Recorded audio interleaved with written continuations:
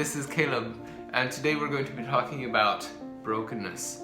We're going to be exploring some of the reasons why God uses it, some of the ways that God uses it in our lives, and some of the responses that we can have to brokenness and the effect that they will have in our lives and in our circumstances.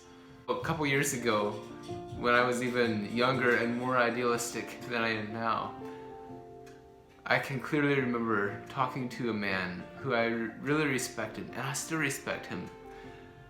And I was excited. I was telling him what God was calling me to do. I was sharing the vision that I had for God, all of the passion that I had, the vision that I had.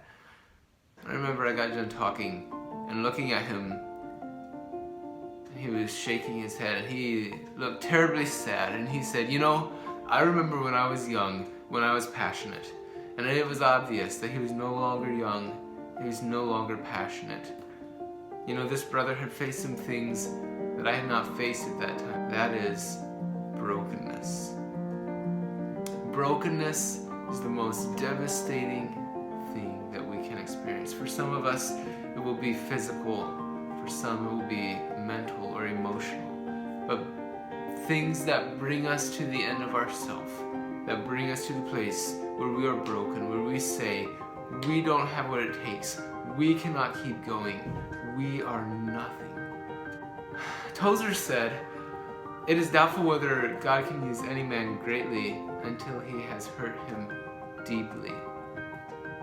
And that may seem like a very harsh statement, or it may seem like something that is so easy and sounds so nice. But brokenness means death.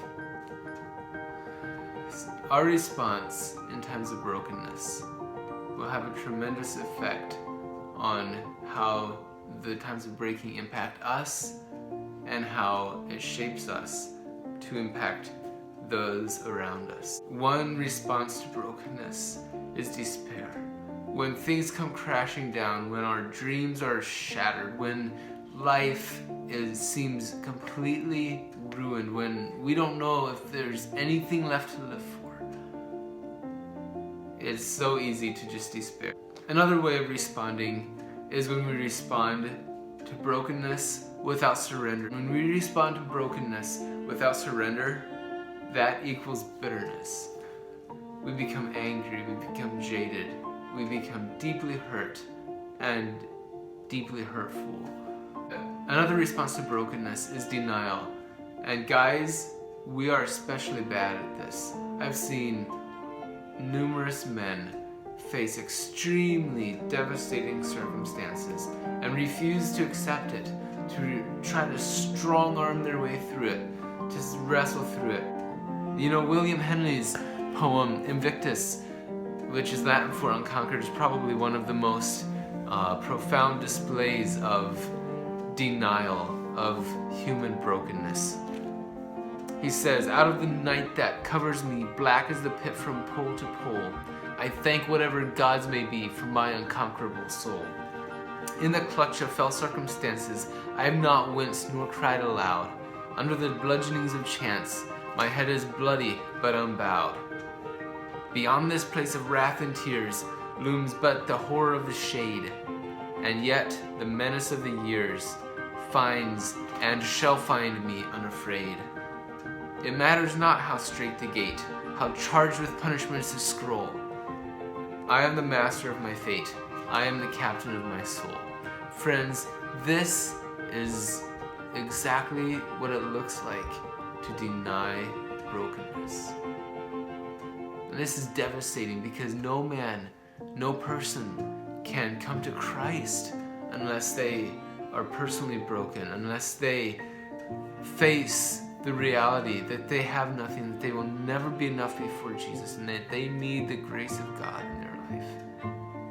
And secondly, it is devastating for the man who has accepted Christ but is trying to live, trying to work for Christ on his own strength, not accepting that he is broken, that he has nothing with which to serve the Lord.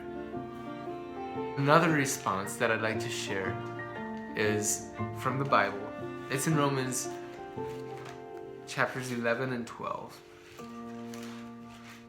These are not easy words. This is not some kind of quick fix, but it has come to be so meaningful to me in times of personal loss and brokenness.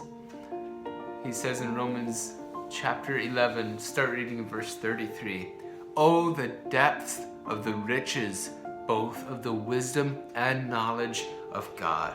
How unsearchable are his judgments, and his ways past finding out. For who has known the mind of the Lord?"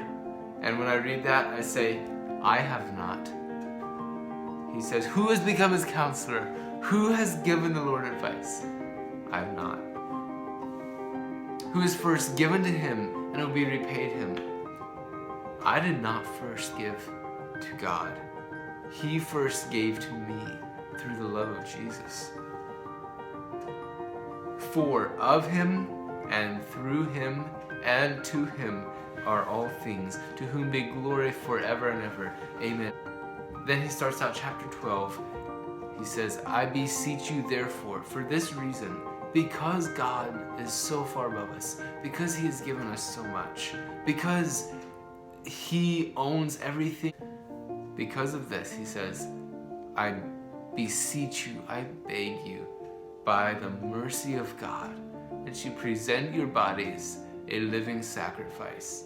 So, on the one hand, we can be people who face brokenness and try to deny it and get through it. We can face brokenness and become bitter and angry. We can face brokenness and just despair of any hope and joy. Or we can recognize that God has a plan so much greater, that God has love so deep for us. And out of this realization, instead of running from brokenness, instead of trying to get away from it, we come to God and we offer our bodies in brokenness as a sacrifice to him with joy. Brothers and sisters, this response makes all the difference in how God can use us and what God will do with us and in us. And you know, I don't look forward to brokenness. It is devastating and it is painful, but I don't fear brokenness anymore. There are many of you who want to live passionate, who want to live lives for God. And a major component of living for God is brokenness. It's coming to the end of myself, crying out to God, and allowing his power to live in us and through us. And only when we come to this place of brokenness will we be truly effective, will we be truly passionate to know Jesus. Only in this place of brokenness will we have a true vision of being pleasing to Christ and of loving other people. So God bless you as you pursue passion for Christ and vision for him and for the people around you. As you walk through times of brokenness, look to God. Remember how high his ways are, how deeply he loves you, and surrender your bodies. I beg you to surrender your bodies to him as a living sacrifice. God bless you. I pray that he uses you greatly.